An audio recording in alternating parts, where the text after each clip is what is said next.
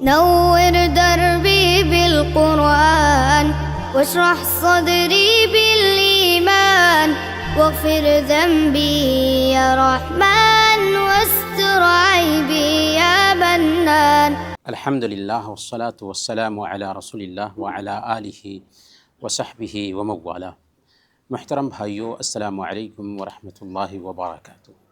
امام ابن حبیرہ رحمۃ اللہ علیہ فرماتے ہیں، من مکائد الشیطان تنفیر عباد اللہ من تدبر القرآن لعلمہ ان الہدی واقع عند تدبر. شیطان کی سازشوں میں سے ایک سازش یہ ہے کہ وہ اللہ کے بندوں کو قرآن پہ غور کرنے سے روکتا ہے، کیونکہ اس کو پتہ ہے کہ بندہ اگر قرآن پہ غور کرے گا تو اس کو ہدایت مل جائے گی. میرے بھائیو، قرآن کریم اللہ تعالیٰ کی کتاب ہے جو کتاب ہدایت ہے. ہدایت کے لیے اللہ تعالیٰ نے اس کتاب کو اتارا ہے جو قیامت کے دن تک انسانیت کی ہدایت کرتی رہے گی. قرآن کریم کے علوم میں سے ایک علم ہے اسباب نزول کا علم، یعنی وہ حالات جن میں آیتیں اتری، اور انہی حالات کو ہم فجر کے بعد کے اس درس میں جانتے ہیں. تو آیتیں کس پس منظر میں اتری ہیں، کن حالات میں اتری ہیں، ان کو سمجھنے سے ہمیں سمجھ میں آتا ہے کہ اللہ کے کلام کا مقصود کیا ہے. محترم بھائیو، یہودی علماء کا ایک وفد اللہ کے نبی صلی اللہ علیہ وسلم کی خدمت میں آتا ہے اور آپ سے 4 سوالات کرتا ہے. اللہ کے نبی صلی اللہ علیہ وسلم سے وعدہ کرتا ہے یہ وفد کہ اگر آپ نے ان سوالات کے جوابات دیے تو ہم سب کے سب ایمان لے آئیں گے. اللہ کے نبی صلی اللہ علیہ وسلم نے بھی ان سے ایگریمنٹ لیا کہ دیکھو، ہم نے اگر ان سوالات کے جوابات دیے تو تمہیں ایمان لانا ہوگا. سب نے وعدہ کیا. اللہ کے نبی صلی اللہ علیہ وسلم نے ان کے 4 سوالات کے جوابات دے دیے. تب بہانہ بنانے کے لیے انہوں نے کہا کہ اچھا یہ بتائیے کہ آپ کے اوپر وحی کون لاتا ہے؟ تو اللہ کے نبی صلی اللہ علیہ وسلم نے کہا کہ جبریل. تو انہوں نے کہا کہ یہ تو ہمارے دشمن ہیں، اللہ کا عذاب لے کر آتے ہیں، اللہ کی آزمائش لے کر آتے ہیں. اگر میکائیل لے کر آ رہے ہوتے جو رحمت کے فرشتے ہیں، بارش کے فرشتے ہیں، خیر لے کر کے آتے ہیں، تب ہم آپ کی بات مان لیتے ہیں. اللہ تعالیٰ نے اس پس منظر میں سورہ بقرہ کے اندر یہ آیت کریمہ اتار دی. اللہ تعالیٰ نے فرمایا، قُلْ مَنْ كَانَ عَدُوًّا لِجِبْرِيلَ فَإِنَّهُ نَزَّلَهُ عَلَىٰ قَلْبِكَ بِإِذْنِ اللَّهِ مُصَدِّقًا لِمَا بَيْنَ يَدَيْهِ وَهُدًى وَبُشْرَىٰ لِلْمُؤْمِنِينَ. آپ فرما دیجیے اے محمد صلی اللہ علیہ وسلم کہ جو جبریل کا دشمن ہو اس کو یہ بات جان لینی چاہیے کہ یہ کتاب وہ کتاب ہے جسے ہم نے آپ کے دل پر اتارا ہے، جو کتاب تصدیق کرتی ہے پچھلی کتابوں کی اور مومنوں کے لیے ہدایت اور بشارت ہے. اس میں دراصل یہ پیغام دیا گیا تھا کہ اگر یہ کتاب جبریل لے کر کے آ رہے ہیں تو جبریل کا اس میں کوئی دخل نہیں ہے، بلکہ یہ کتاب کس کی کتاب ہے، کس کا کلام ہے؟ اللہ کا کلام ہے. جبریل تو بس پیغام پہنچانے کا کام کرتے ہیں. تو گویا کہ تم جبریل سے دشمنی نہیں کرتے بلکہ اس کتاب کے اتارنے والے سے دشمنی کر رہے ہو. تو اس آیت کے پس منظر کو سمجھنے سے ہمیں آیت کا اچھا اور واضح مفہوم سمجھ میں آتا ہے. بلکہ ایک دوسری روایت میں آتا ہے کہ یہودی عالم تھے حضرت عبداللہ بن سلام رضی اللہ تعالی عنہ. اللہ کے نبی صلی اللہ علیہ وسلم کے پاس آتے ہیں اور چند سوالات کرتے ہیں اللہ کے نبی صلی اللہ علیہ وسلم سے. انہوں نے بھی یہی بات کہی تھی کہ جبریل اگر آپ کے پاس یہ پیغام لے کر کے آتے ہیں تو وہ تو ہمارے دشمن ہیں. لیکن چونکہ اللہ کے نبی صلی اللہ علیہ وسلم نے ان کے سوالوں کے جوابات دے دیا تھا تو سمجھ گئے کہ یہ ضرور نبی ہیں. چنانچہ حضرت عبداللہ بن سلام رضی اللہ تعالی عنہ نے اسلام قبول کر لیا. میرے بھائیو، اسلامی شعائر کا مذاق اڑانا دراصل اللہ اور اس کے رسول کا مذاق اڑانا ہے. غزوہ تبوک اللہ کے نبی صلی اللہ علیہ وسلم کی زندگی میں پیش آنے والے غزوات میں سے ایک غزوہ ہے۔ صحابہ کرام وہاں تھے کہ منافقوں میں سے کچھ منافقین نے، منافق کسے کہتے ہیں؟ جس کے دل میں ایمان نہ ہو لیکن ظاہر میں دعویٰ کرتا ہو کہ میں مسلمان ہوں۔ چنانچہ منافقین کی ایک جماعت نے یہ کہنا شروع کیا، کیا کہا؟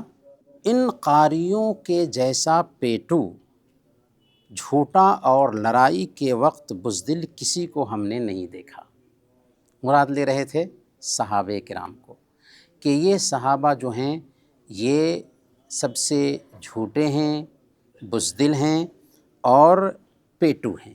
حضرت عوف بن مالک رضی اللہ تعالیٰ عنہ صحابی رسول ہیں، منافقین کی یہ بات سن لیتے ہیں اور کہتے ہیں کہ تم نے یہ سخت بات کہی ہے، میں اللہ کے نبی صلی اللہ علیہ وسلم کو جا کر کے یہ بات ضرور پہنچاؤں گا۔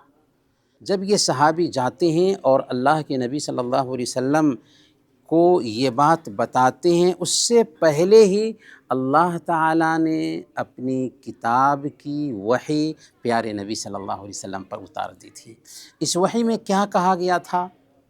اس وحی میں اللہ تعالیٰ نے فرمایا تھا، سورہ توبہ کی آیت نمبر 65 ہے، وَلَئِن سَأَلْتَهُمْ لَيَقُولُنَّ إِنَّمَا كُنَّا نَخُوضُ وَنَلْعَبُ قُلْ أَبِاللَّهِ وَآيَاتِهِ وَرَسُولِهِ كُنْتُمْ تَسْتَهْزِئُونَ۔ اگر آپ ان سے اس بارے میں پوچھیں تو وہ کہیں گے کہ ہم تو صرف یوں ہی دل لگی اور مذاق کر رہے تھے۔ آپ فرما دیجئے، کیا تم اللہ، اس کی آیتوں اور اس کے رسول کے ساتھ ہنسی مذاق کر رہے ہو؟ کیا مطلب؟ منافقین نے کیا کیا تھا؟ صحابہ کا مذاق اڑایا تھا۔ اللہ رب العالمین نے آیت اتاری کہ کیا تم اللہ، اس کی آیتوں اور اس کے رسول کا مذاق اڑا رہے ہو؟ عذر بیان مت کرو، تم کافر ہو چکے ہو۔ گویا کہ اگر کوئی آدمی دل لگی کے لیے بھی داڑھی کا مذاق اڑاتا ہے، ٹوپی کا مذاق اڑاتا ہے، حجاب کا مذاق اڑاتا ہے، کسی عالم دین کا جو عالم ربانی ہیں ان کا مذاق اڑاتا ہے، تو دراصل اللہ اور اس کے رسول کا مذاق اڑا رہا ہے۔ اسی لیے یہ آیت کریمہ اس پس منظر میں اترتی ہے جبکہ منافقین نے اللہ اور اس کے رسول کا مذاق نہیں اڑایا تھا بلکہ صحابہ کرام کے بارے میں غلط باتیں کہی تھی۔ اللہ تعالیٰ نے یہ آیت اتار دیا کہ کیا تم اللہ، اس کی آیتوں اور اس کے رسول کا مذاق اڑا رہے ہو؟ وہ منافقین آتے ہیں اللہ کے نبی صلی اللہ علیہ وسلم سے کہتے ہیں کہ یا رسول اللہ، ہم تو سفر کٹ جائے اس کے لیے دل لگی کر رہے تھے، لیکن یہ دل لگی نہیں ہے۔ پتہ یہ چلا کہ دنیاوی معاملات میں اگر ہم دل لگی کرتے ہیں جس سے سامنے والے کے دل کو ٹھیس نہ پہنچے تو وہ جائز ہے۔ اللہ کے نبی صلی اللہ علیہ وسلم بھی دل لگی کرتے تھے، لیکن کسی کے جذبات کو ٹھیس پہنچانے کے لیے دل لگی کریں تو یہ بھی حرام ہے۔ البتہ دل لگی دین کے شعائر سے اور اسلامی پہچان سے کی جاتی ہے تو یہ کیا ہے؟ صرف حرام نہیں بلکہ کفریہ عمل ہے۔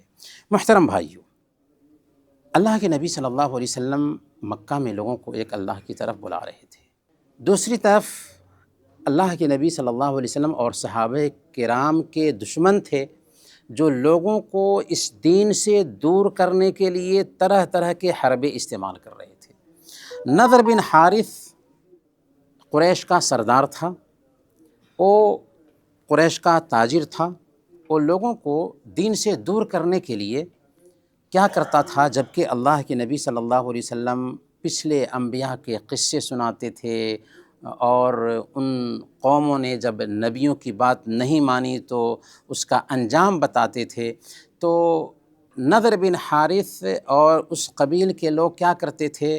وہ اسکندر اور رستم کے قصے خرید کر لاتے اور اس کو سنایا کرتے تھے۔ بعض روایت میں آتا ہے کہ قریش مکہ نے باضابطہ کچھ لونڈیوں کو خرید رکھا تھا، جس کسی کے بارے میں سنتے کہ یہ محمد صلی اللہ علیہ وسلم کے پاس سے جاتا ہے اور آپ کی باتیں سنتا ہے، اس کے پاس ان لونڈیوں کو بھیج دیتے اور اس سے کہتے تھے کہ اس کے پاس رہو اور اس کی دل لگی کا سامان فراہم کرو، اس کے پاس گانا گاؤ اور اس کو اپنے فریب میں مبتلا رکھو کہ محمد صلی اللہ علیہ وسلم کی بات کی طرف دھیان نہ دے سکے۔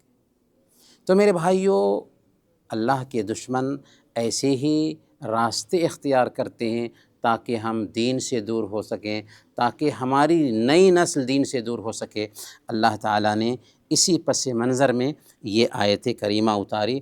اللہ تعالیٰ نے فرمایا وَمِنَ النَّاسِ مَن يَشْتَرِي لَهْوَ الْحَدِيثِ لِيُضِلَّ عَن سَبِيلِ اللَّهِ بِغَيْرِ علم۔ لوگوں میں سے کچھ لوگ ایسے ہیں جو بیہودہ باتیں خریدتے ہیں تاکہ اللہ کے دین سے بغیر علم کے گمراہ کریں۔ حضرت عبداللہ بن مسعود رضی اللہ تعالیٰ عنہ قسم کھاتے ہوئے کہتے تھے کہ اللہ کی قسم، جس کے علاوہ کوئی معبود برحق نہیں، اس آیت کریمہ سے مراد گانا ہے۔